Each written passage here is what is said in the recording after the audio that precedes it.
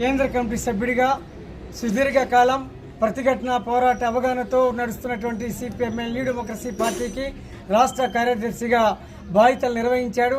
ఆయన మరణించి 9 సంవత్సరాలు పూర్తవుతున్న సందర్భంగా రేపు 11వ తారీఖున ఈ నెల 11వ తారీఖున ఖమ్మంలోని భక్త రామదాస్ కళాక్షేత్రంలో 9వ వర్ధంతి సభని సిపిఎంఎల్ న్యూ డెమోక్రసీ రాష్ట్ర కమిటీ ఆధ్వర్యంలో మేము నిర్వహిస్తున్నాం.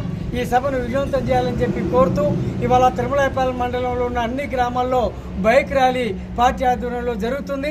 11వ తారీఖు జరిగేటువంటి ఈ కార్యక్రమాన్ని విజయవంతం చేయాలని చెప్పి మేము కోరుతున్నాం.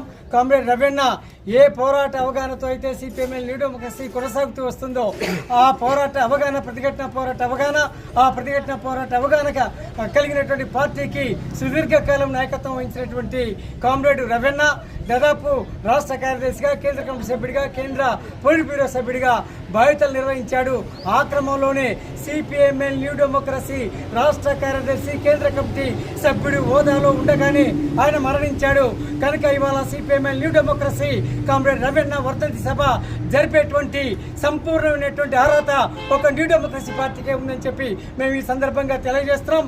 ఇవాళ ఆయన వర్ధంతి సభ సందర్భంగా ఇవాళ సోషల్ మీడియాలో అనేక రకాల వ్యాఖ్యానాలు అనేక రకాల ప్రచారాలు జరుగుతున్నాయి. వాటన్నిటిని కూడా ఏ నేపథ్యంలో ప్రచారాలు ముందుకు వస్తున్నాయి, ఏ నేపథ్యంలో వ్యాఖ్యానాలు వస్తున్నాయో మొత్తం కూడా ప్రజలు లేదా ఈ సిపిఎంఎల్ న్యూ డెమోక్రసీ పార్టీ శ్రేణులు కూడా అర్థం చేసుకుంటున్నాయి. కనుక కామ్రేడ్ రవీణ ఏ లక్ష్యం కోసం ఈ ఆశయం కోసమైతే ఒక కేంద్ర కమిటీ లైను లేదా ఆ పోరాట అవగాహనతో ఆయన నాయకత్వం వహించాడో దానికోసం ఇవాళ పార్టీ శ్రేణులు పార్టీ నాయకత్వం ముందుకు తీసుకెళ్తుందని చెప్పి తెలియజేస్తున్నాం.